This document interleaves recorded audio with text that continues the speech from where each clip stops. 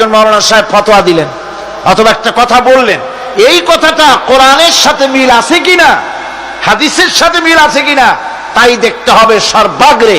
কোন মুরব্বী কি বলেছেন, কোন হুজুর কি বলেছেন, কোন কিতাবের মধ্যে কি লেখা আছে ওইটা জানার কোনো দরকার আমার নাই।